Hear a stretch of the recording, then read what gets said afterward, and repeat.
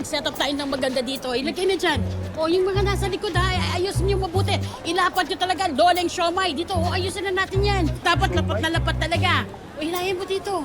Loleng Para mas makita yung loleng siomay. Aba, gaya-gaya. Yan, gandahan niyo dyan. Parehong siomay, parehong tusok-tusok. Talaga ba? Ako nag-suggest nun eh. Excuse me? Yes? Loleng, mistol ka rin. Parang wala ka naman yatang nasabi na magtatayo ka rin dito. Aba, Gloria, dapat ba ipaalam sa iyo? Ay, hindi naman. Pero sana naman, kung gusto mo talagang magkaroon ng stall dito, sana naman iniba mo yung tinda mo. Hindi yung parehong-pareho sa akin. Ay, Gloria, ganun talaga. Ang buhay, punong-puno ng kompetisyon. Parang boxing match lang yan. Laban-laban, matira ang matibay. Ipantay mo. Iba talaga ang kapal nito, di ba? Ibang klase ka talaga, alam mo? Gloria, kung talagang confident ka sa paninda mo, hindi ka may insecure sa akin. Gusto mo talaga ng labanan? Pwes, hindi kita uurungan. May the best siomay win. Lola G, kamagalala.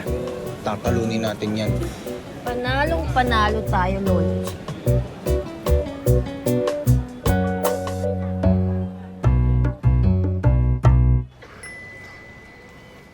Kumonsulta na ako sa abogado. Lahat naman dumaan sa tamang proseso eh. Tapos, nasa tamang edad na si Makmak, kaya pwede na siyang magdesisyon para sa sarili niya. 10 taong nakakontrata si Makmak kay Kaloy. Tapos lahat kontrolado niya. Hindi nga eh. Ang tanging paraan lang para makawala siya sa kontrata, i-buy out natin si Kaloy. Sa halagang 20 million yun. Saan naman tayo kukuha ng ganong kalaking halaga? Hindi pa nga kasama dun yung 2 million pesos plus interest na ginamit ni Makmak para mapiyansahan ako eh. Ang ibig sabihin, wala na talagang kawala si Makmak kay Kaloy.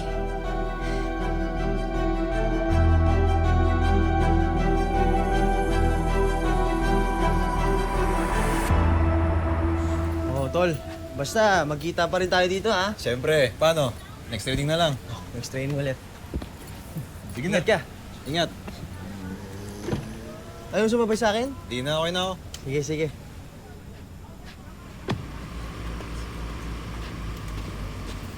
Hoy! Ay, ano ginagawa niyo? Sir! Sino kayo?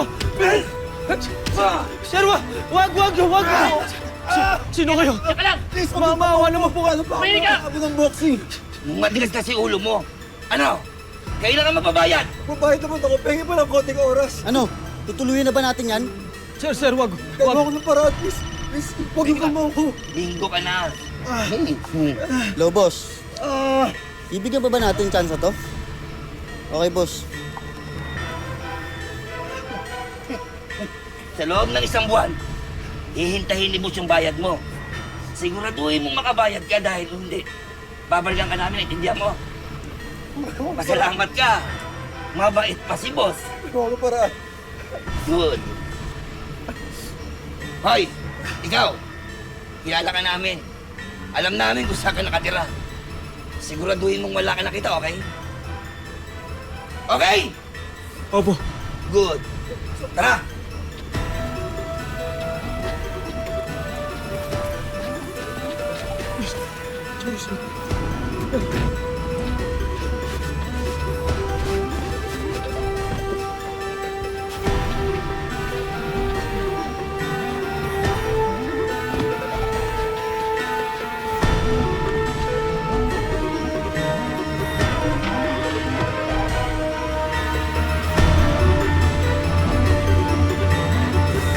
Sakit kasi yung nanay ko.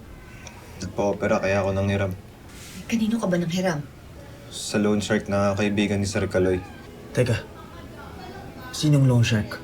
Kilala mo ba? 2 beses ko palang na-meet. Paano kung hindi ka makabayad? Wala na, Makmak. Sira na yung pagboboxing ko. Hindi ko alam kung patinayaan ko mangyari sa akin to. Dapat nag-isip ako.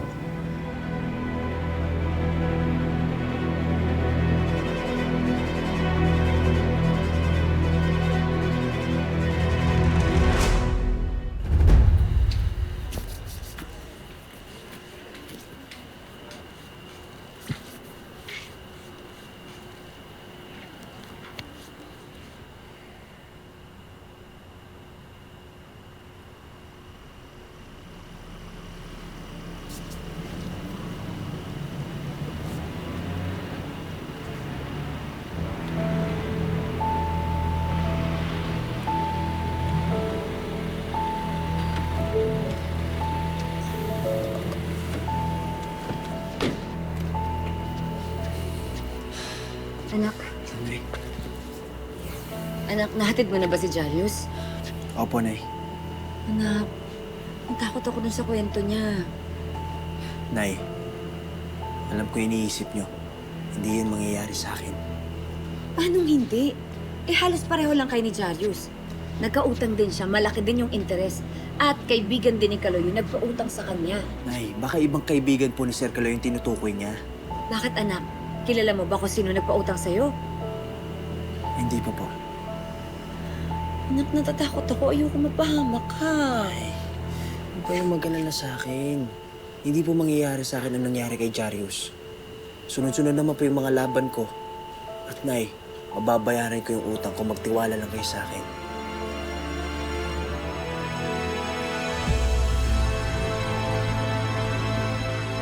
Sir, Yes, Mac.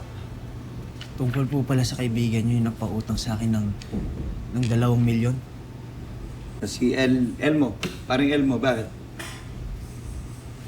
Siya din po ba yung nagpautang kay Jarius?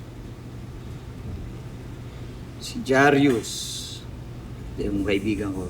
Bakit? Nakita ko po kasi binubog si Jarius kagabi ng taong inutangan niya.